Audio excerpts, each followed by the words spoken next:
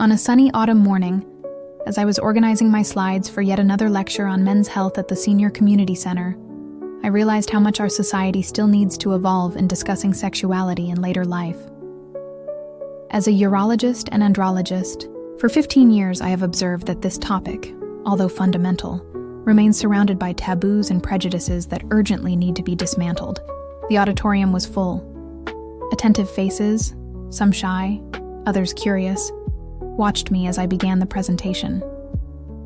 Today, we are going to talk about a subject that many consider taboo, but which is a natural and important part of our lives: sexuality, in later life, with a special focus on self-care and masturbation, I announced, noticing some whispers and surprised expressions in the audience. During my medical residency at one of the country's leading hospitals, and later during my international specialization in sexual medicine, I learned that education is the key to breaking down barriers. It was with this in mind that I decided to create this educational video, a tool to reach even more people and promote an open and respectful discussion on the topic. Sexuality does not disappear with the passing of years, I continued, noticing the growing interest in the eyes of those present. It transforms, adapts, but remains a fundamental part of our identity and well-being. This is a truth I have shared at various conferences and lectures throughout my career, always supported by scientific studies and clinical experience. The educational video project was born after years of observation in my practice. I noticed that many patients, especially those over 60, struggled to address issues related to their intimacy. Some came with vague complaints, others showed embarrassment when talking about their sexual needs, and many didn't even know they could seek medical help for their concerns. When we talk about self-care and masturbation in later life, we are not just discussing physical pleasure, I explained to the audience. We are talking about self-awareness, mental health, quality of life, and, most importantly, about reconnecting with our own bodies during a phase of profound transformation. The silence in the room was absolute. I noticed discreet tears in some eyes, smiles of recognition in others. The need for information and support was palpable. It was then that I shared some anonymous stories of patients who, after receiving proper guidance and breaking through their own prejudices, rediscovered their sexuality in a healthy and pleasurable way. Self-care through masturbation can bring various physical and emotional benefits, I continued, from improved blood circulation and muscle tone to relief from stress and anxiety. It is a practice that helps us maintain a connection with our body and our sexuality. During the presentation, I also addressed how the topic is treated in different cultures and societies, emphasizing that prejudice against sexuality in later life is a social construct that needs to be deconstructed. I shared data from recent research showing how an active sex life, including the practice of masturbation, is linked to better physical and mental health outcomes in seniors. This video we are producing, I explained, will be a tool to bring quality information to everyone who wants to better understand their sexuality at this stage of life. It will be an accessible guide based on scientific evidence, but presented in a clear and welcoming manner. By the end of that first part of the presentation, I realized I had managed to establish a genuine connection with that audience. The initial expressions of discomfort had given way to looks of interest and understanding. It was the first step of an important journey, the normalization of sexuality in old age. After that initial moment of connection with the audience, it was time to address a fundamental aspect of the discussion: the natural transformations our bodies undergo over the years. As a doctor, I know that understanding these changes is essential for a healthy experience of sexuality in old age. Our body is a marvelous machine that is constantly adapting, I began to explain, while projecting educational images that illustrated the hormonal and physical changes typical of aging. Understanding these changes is the first step toward accepting them and adapting our sexual lives to them. During my international specialization, I had the opportunity to participate in various studies on aging and sexuality. I learned that each person experiences these transformations in a unique way, and that there is no normal standard to follow.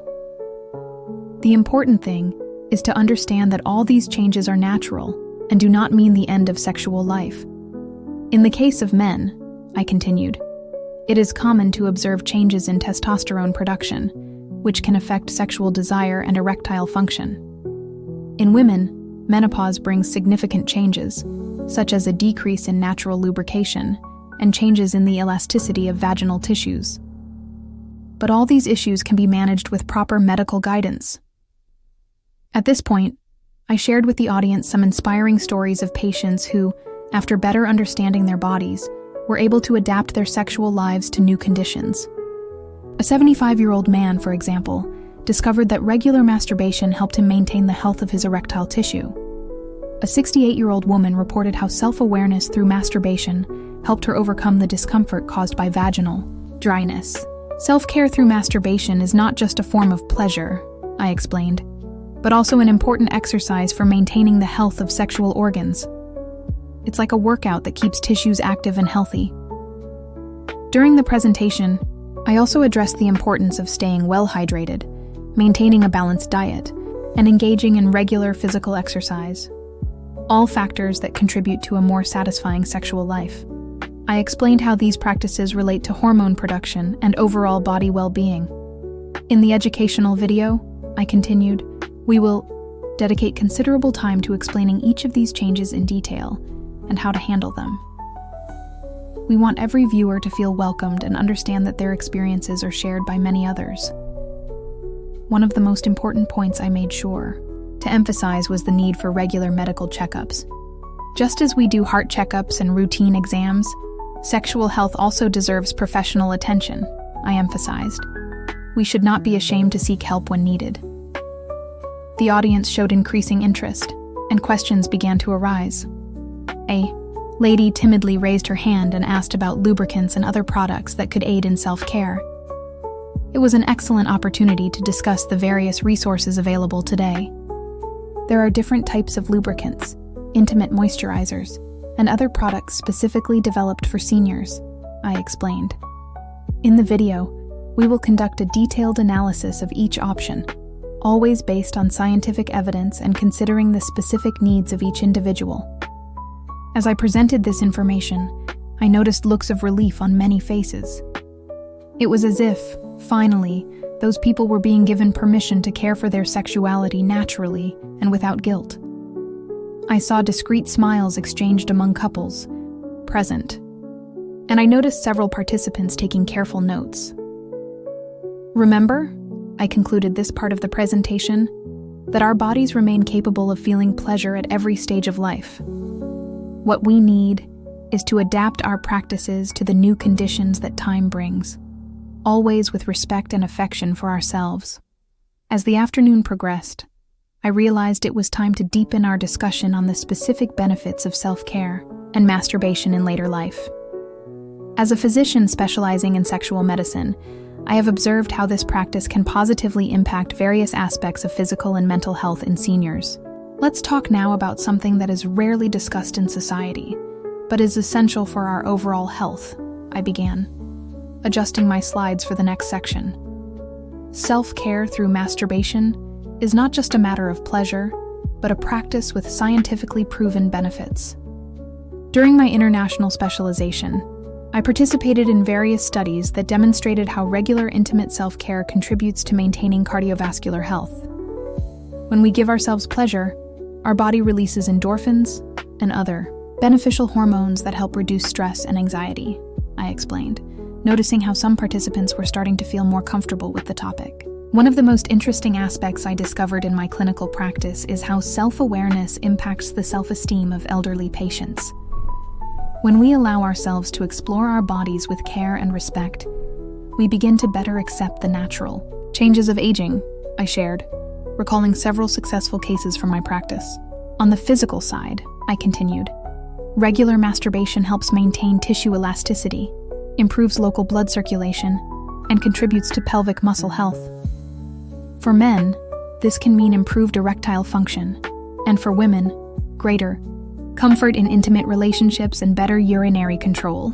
I then presented some data from recent studies showing how sexually active older adults, including those who practice regular masturbation, had lower rates of depression and greater life satisfaction.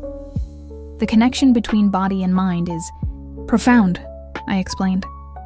When we allow ourselves to feel pleasure, we are also taking care of our mental health. During the presentation, a woman around 70 years old shared her experience. After becoming widowed, she thought her intimate life was over, until she discovered, through medical guidance, that self-care could be a way to maintain her health and well-being. Her testimony moved everyone present. In the educational video, I continued, we will address how regular self-care practices can help prevent issues like vaginal atrophy in women and erectile dysfunction in men. These are conditions that many consider inevitable with age, but which can be minimized with healthy habits. An important aspect I made sure to emphasize was the relationship between self-care and the immune system. Studies show that sexual activity, including masturbation, is associated with better functioning of the body's defense system, I explained. It's as if we're giving a gift to our health every time we allow ourselves this moment of pleasure. I also discussed how self-awareness through masturbation can help in the early identification of potential health issues. When we know our body well, we are able to notice subtle changes that may indicate the need for a medical evaluation, I highlighted, emphasizing the importance of prevention. Touch is a powerful form of self-care, I continued. He helps us maintain a connection with our body, reduce anxiety, and improve our quality of sleep. Many of my patients report how regular practice of masturbation helps them relax and have more peaceful nights. I then shared some inspiring stories of patients who, after incorporating self-care into their routine, noticed significant improvements in their overall energy, mood, and interpersonal relationships. When we feel good about ourselves, it reflects in every area of our lives, I observed. It's important to emphasize, I concluded this part of the presentation, that each person has their own timing and their own way of experiencing sexuality. There is no one-size-fits-all formula or an ideal frequency. What matters is respecting our body and our needs, always with care and awareness. After the break, we returned to the presentation with a crucial topic: practical guidance for safe and satisfying self-care. As a professional in the fields of urology and andrology, I know that many questions arise when we discuss the practical aspects of masturbation in later life. Now we will address a very important subject: how to practice self-care in a safe and comfortable manner, I began, noticing that some participants adjusted in their chairs, showing particular interest in the topic. It is essential to establish some basic parameters and precautions. During my experience in the clinic, I developed a set of guidelines that I always share with my patients.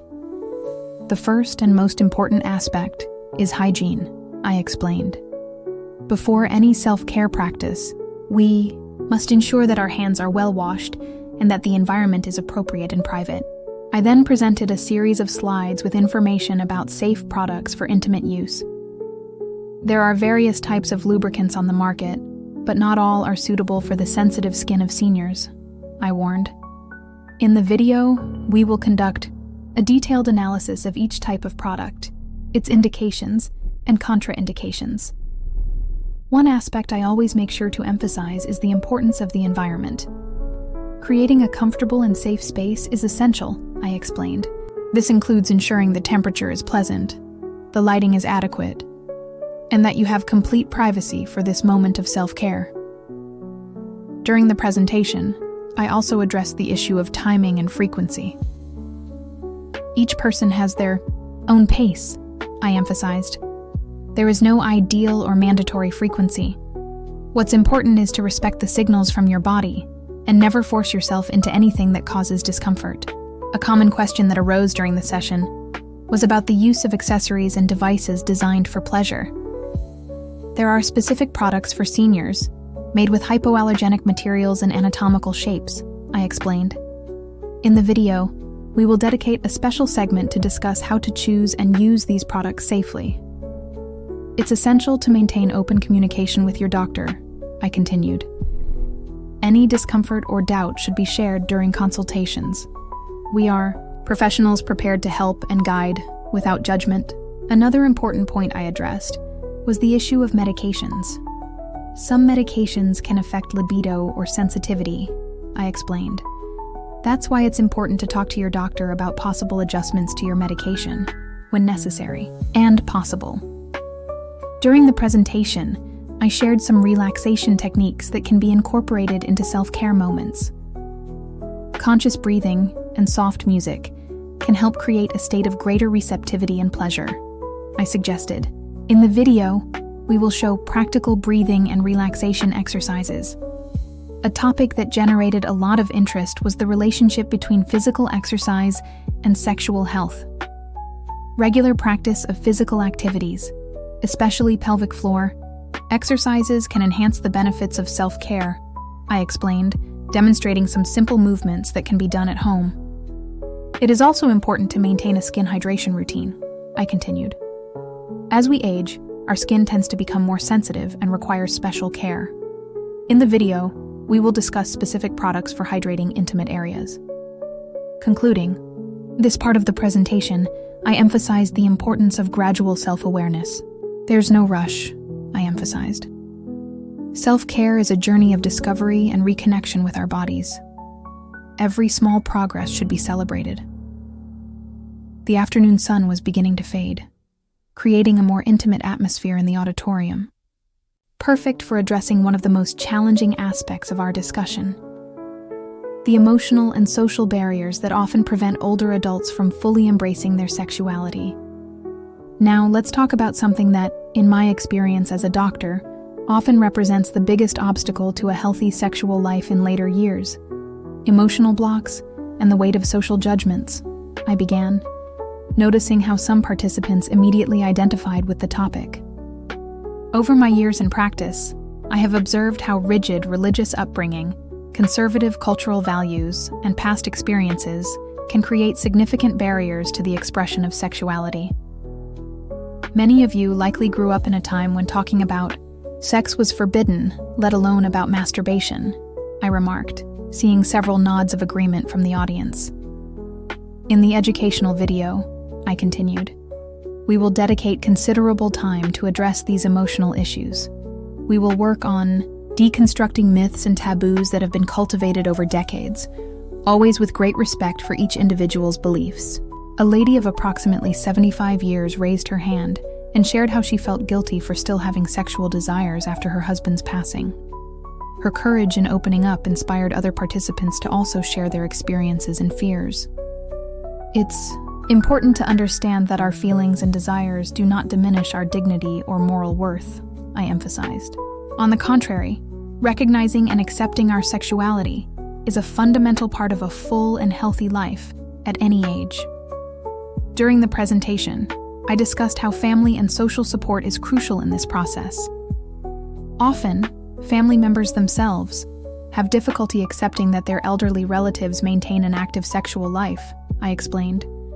In the video, we will include testimonials from family members who have overcome their prejudices and now support their loved ones on this journey. An important aspect we discussed was the issue of self-esteem and body image. As we age, our bodies change, and it's common to feel insecure, I commented. But it's crucial to understand that beauty and sensuality are not limited to youth. I then shared some emotional self-care techniques that can help in the process of acceptance. Practices such as meditation, journaling, and self-compassion exercises can be powerful tools for reconnecting with our sexuality, I suggested. Social isolation often exacerbates emotional blockages, I continued. That's why it's important to maintain a support network, participate in community groups, and, when necessary, seek professional help, whether medical or psychological. During my international specialization, I came into contact with different cultural approaches to sexuality in later life. In some societies, the elderly are seen as repositories of wisdom, even when it comes to sexual life, I shared. We need to bring some of that wisdom into our culture. One of the most touching moments of the afternoon was when an 80-year-old man shared how the support group he was part of helped him overcome the shame and fear of seeking medical help for his sexual issues. "Today, I feel more alive and happy," he declared, moving everyone. In the video, we will also discuss how art and literature can be allies in the process of reconnecting with our sexuality, I explained. There are books, films, and works of art that address the topic with sensitivity and can help us normalize these issues. Wrapping up this part of the presentation, I emphasize the importance of being kind to ourselves on this journey. Each person has their own time and their own way of dealing with sexuality. There is no right or wrong, only what is appropriate and healthy for each individual. The day was coming to an end, and with it, our journey of discoveries and learning was also nearing its conclusion. The auditorium, which hours earlier had been filled with tense and uncomfortable expressions, now displayed subtle smiles and looks of understanding and acceptance. We have reached the moment to reflect on everything we shared today and think about the future, I began, feeling the positive energy emanating from the group. This educational video we are producing is just the beginning of a new era regarding sexuality in later life. As a specialist in sexual medicine, I have observed significant changes in how society views this topic. More and more, we see older adults seeking information and professional help for issues related to their sexual lives, I shared. This is a very positive sign that times are changing. During the presentation, I projected some statistical data showing the increase in life expectancy and the improvement in the quality of life for seniors. We are living longer and better, I explained. It is natural that we seek to keep all aspects of our lives active and healthy, including our sexuality. The video we are producing will be an important tool to bring quality information to places and people who may have never had access to this type of knowledge, I continued. We want it to be a catalyst for positive change in our society. One of the aspects I made sure to emphasize was the importance of continuous education. Knowledge is always evolving, I explained. New studies, new techniques, and new products are constantly being developed. That's why it's essential to keep our minds open to always learn more. I then shared some inspiring cases of patients who, after receiving proper guidance, were able to completely transform their relationship with their own sexuality. An 85-year-old woman recently told me she had never felt so free and happy in her entire life, I recounted, noticing smiles of recognition in the audience. The future we envision is one where every person can live their sexuality fully, regardless of age, I declared. A future where self-care is seen as a natural and important part of everyone's health routine. During my clinical practice, I have observed how family support can make all the difference. In the video, we will include guidance on how to establish a healthy dialogue with family members and caregivers about these issues, I explained. The understanding and support of those close to us are essential. We are creating a support and information network, I continued. In addition to the video, we are developing complementary materials, such as booklets and practical guides, which can be consulted whenever necessary. A particularly touching moment was when a participant shared her plans for the future. Today, I decided that I will create a discussion group on sexuality in later life at my senior community center, she announced, receiving warm applause. Self-care and masturbation are just part of a larger context of self-love and self-respect, I emphasized. When we allow ourselves to live our sexuality in a healthy way, we are also taking care of our self-esteem and overall well-being. Concluding our journey, I invited everyone to commit to their own sexual health. Take with you the knowledge we shared today, I suggested. Share it with others, seek more information, stay active, and most importantly, be kind to yourselves on this journey of self-discovery. The video we produced will be a legacy for future generations, I concluded. A message that life, in all its dimensions, can and should be fully lived at any age. May it be a light guiding the way to a more understanding and welcoming society.